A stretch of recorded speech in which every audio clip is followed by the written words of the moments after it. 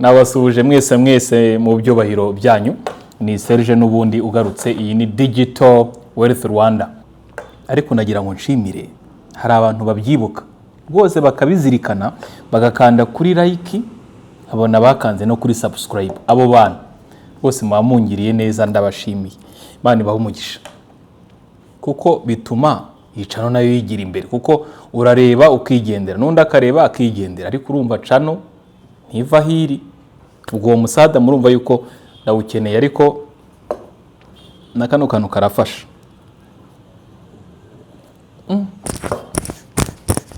Cappuccino coffee imeze neza. Ikintu nababwira rero, abakomeje gukurikirana amakuru, murabibona yuko batubwira ko ubwo ni muri crypto trading na cryptocurrency muri rusange. Ejo bundi vuba kwa gatandatu baratubwira yuko bururani aribwo igiye kuzatangira. Ese nihereyeho ngewe nawe ukunda crypto n'abandi batandukanye twarikwishe? Twarikwishe no kureba za zindi twari twarashyize kuri liste, tugatangira kugira izo tuguraho uko Imana idushoboza, kugira ngo nitugera umwaka utaha batubwira bati Bitcoin dore yavuye kuri 30 igeze kuri 80 n'urugero, n'izindi altcoins zose zizaba zarazamutse. Hanyuma ubwo urumva natwe tugomba nk'abantu bagize amakuru kuzaba hari icyo twavanyemo. Ariko kandi na hantu tugira icyo tuvana, buri munsi abo turi kumwe barabizi, ntabwo ngewe njya mpakerenza kubera yuko ikivayo namwe muraza kumbwira. Turi kumwe, twagiye.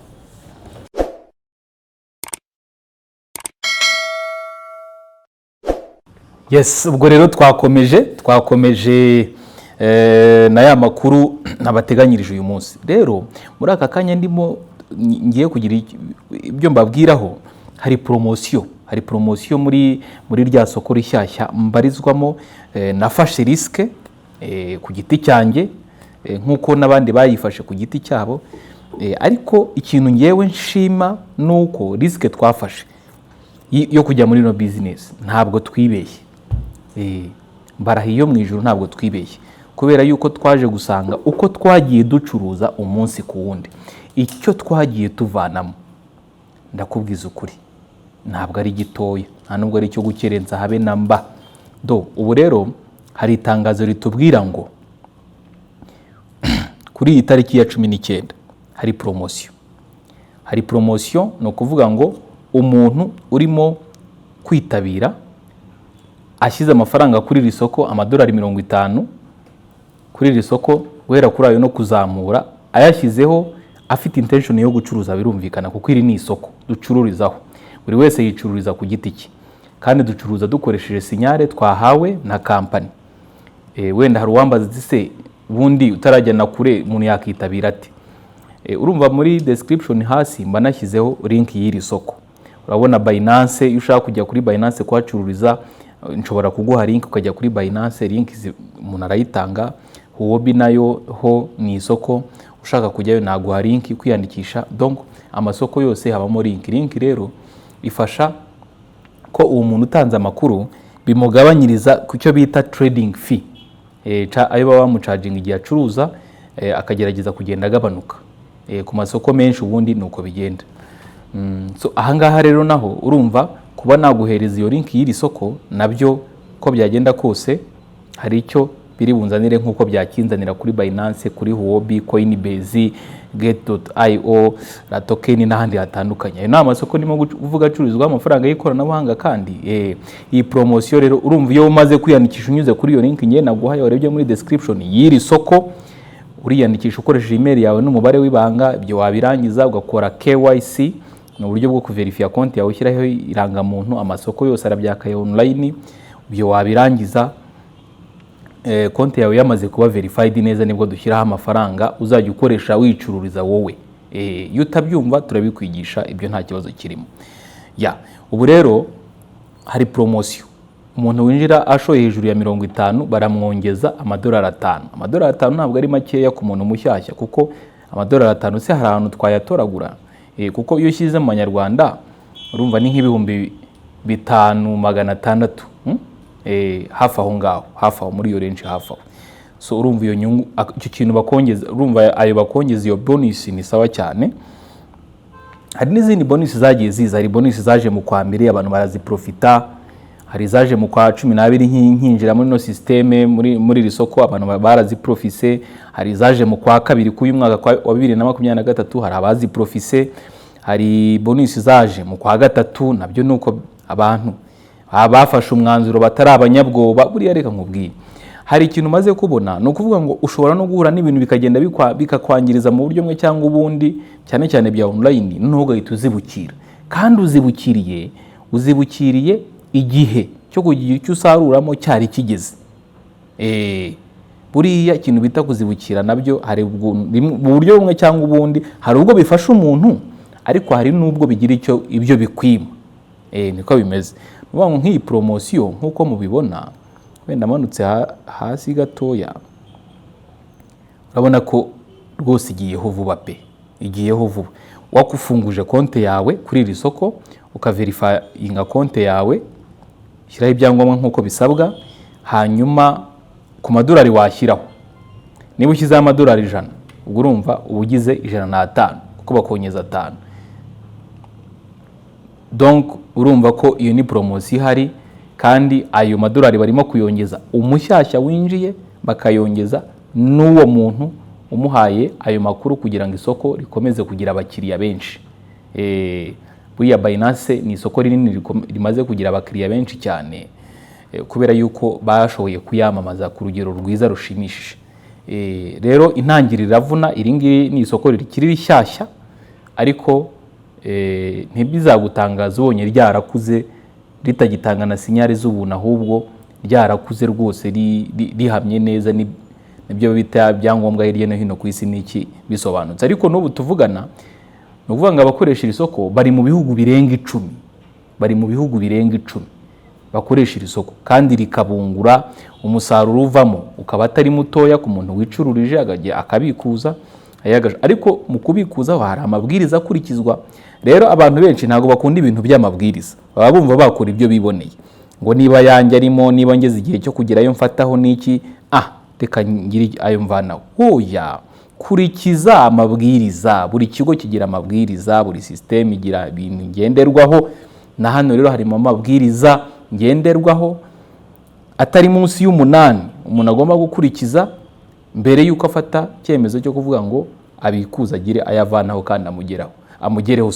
Ngiye narabikoze nk'umuntu, ngirayo mvanaho kandi angeraho. Iyi promotion ngira ngo abantu bayumvishe, abinkwakuzi bataritabira muyibyaze umusaruro aho muherereye, waba uri ushobora kuba uri mu Bubiligi, ushobora kuba uri Zambia, Mozambique se, uri Tanzania se, no mu bihugu bigiye bitandukanye, kuko system yo ni mpuzamahanga. So iyi ni bonus barimo, iyi ni promotion rero urumva no kuyibyaza umusaruro, nta kuyipfusha ubusa. N'abinaha turi kumwe babyumvisha, ariko ibi birareba abantu bemera bakunda gufata risk bakagerageza ibintu runaka, kuko ntabwo tuba dushaka kurushya ribu tuyongerera akazi ngo nagiye ahantu ngo mbona ibintu ngo abantu bavuga ngo none ngo haje ikibazo ngo mumfashe rwose. Oya, iyemeze nk'umuntu ushikamye we ku giti cyawe, uvuga uti no opportunity, reka ngerageze n'ibicamo bizagenda neza, n'ibyanga n'ubundi ubwo nyine bizaba byanze bibaho.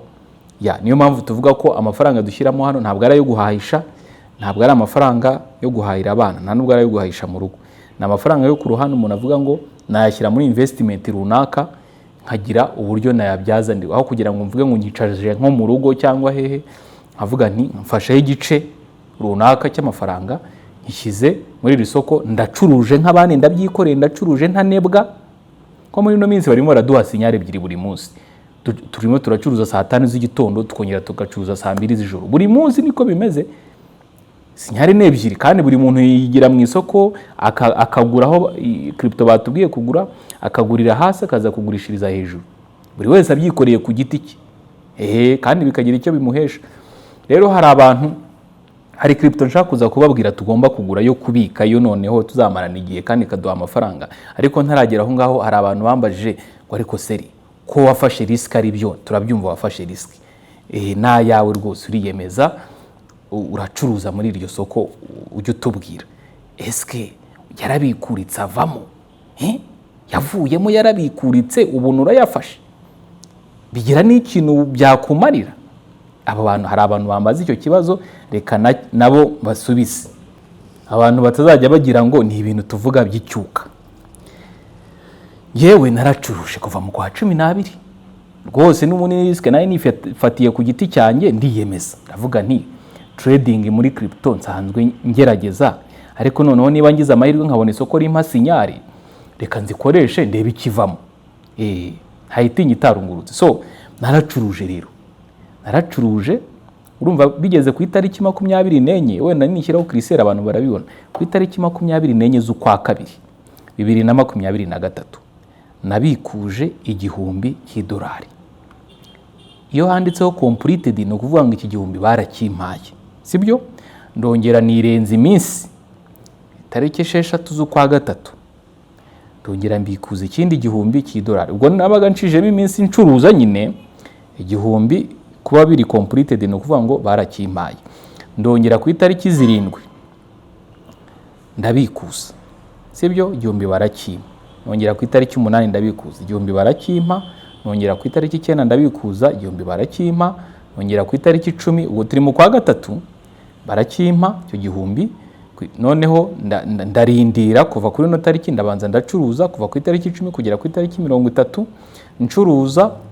Ndongera ku itariki 30 nibwo nongeye kugira icyo nkuraho $1000 barakimpa, ni $1. Ubwo urumva kize mu manyarwanda ni nka miliyoni imwe n'ibihumbi, ntago nayibaze neza, ariko ntago yajya munsi ya miliyoni 1.60 gutyo. Ndongera nirenzamo iminsi, nongera ku itariki 3 z'ukwa kane, sibyo? 3 z'ukwa kane 2023. Ntabwo ari kera, murumva ko atari kera. Nkuraho $1000 barakima, kuko urabona ko byabaye completed, sibyo? Ku itariki 4 z'ukwa kane 2023, urumva ntabwo ari kera cyane ukurikije igihe nkoreye ino video. Nkuraho $1000 barakima. Ubwo ni miliyoni nimo kugenda mvuga irengaho. Noneho ku itariki 5 nkuraho $1000 ntibakima, baragikansoringa. Ubwo aha nari nibeshye muri aya mabwiriza bajya batubwira, nagize gutya nkanda kuka hari hasohotse amabwiriza avuga ngo ngewe ubusanzwe mfite abantu nyine, kubera ko bazi ko nkunda ibintu bya online, bampaye, harimo abantu b'abashuti banyizeye bampa amakonte yabo ngo mbacururize kuri telefone yanjye imwe. Urumva nacuruzaga konte 5 kuri telefone imwe. Baratubwira bati rero buri muntu agomba gukoresha telefone imwe acururizaho konti imwe, niko amabwiriza ameze. So ubwo rero abisanze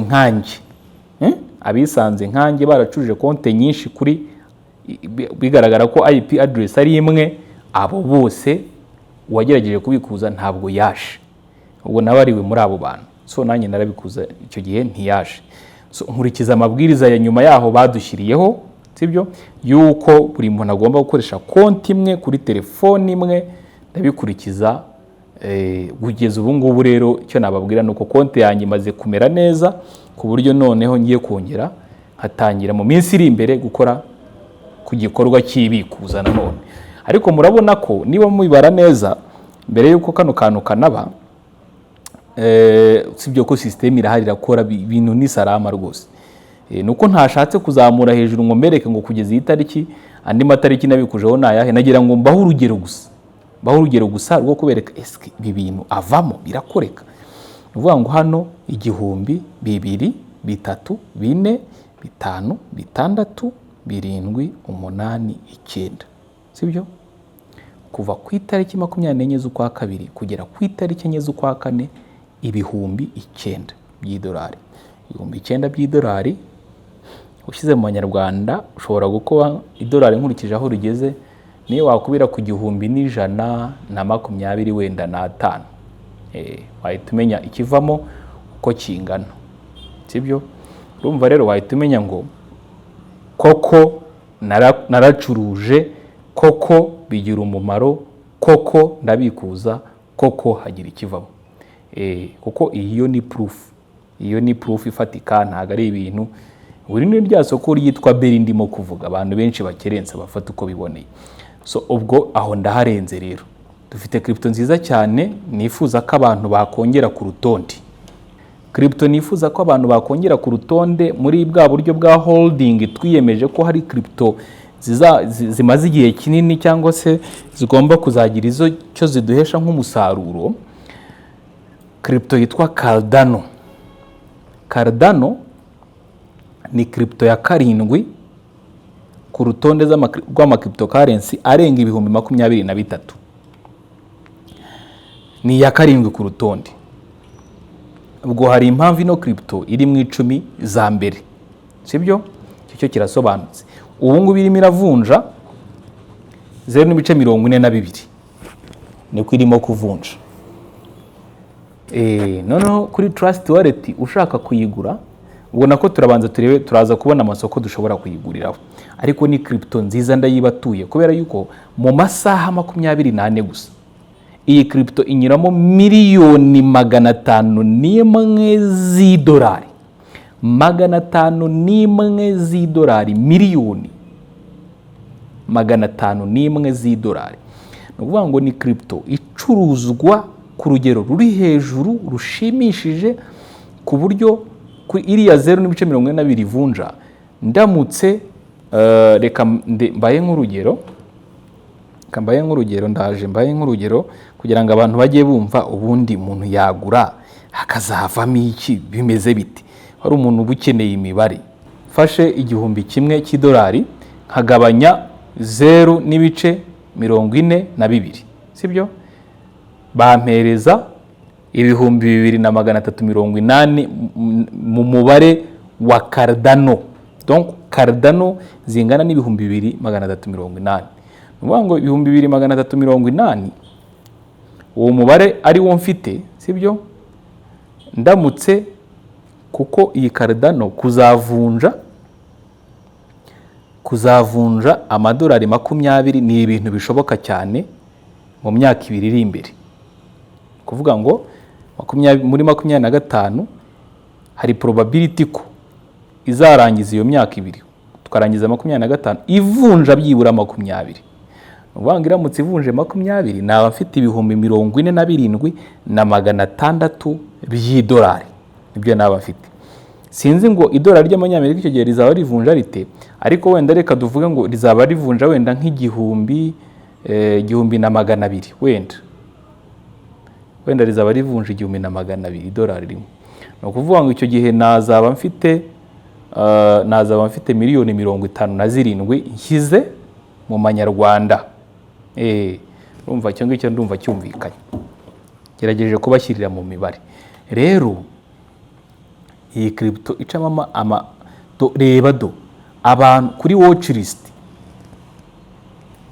watch list miliyoni 2,289 by'abantu bakurikirana iyi crypto ngo bamenye amakuru yayo umunsi ku wundi. Ushaka andi makuru yimbitse ajyanye n'iyi crypto, wasoma icyo twita white paper yayo, byagufasha.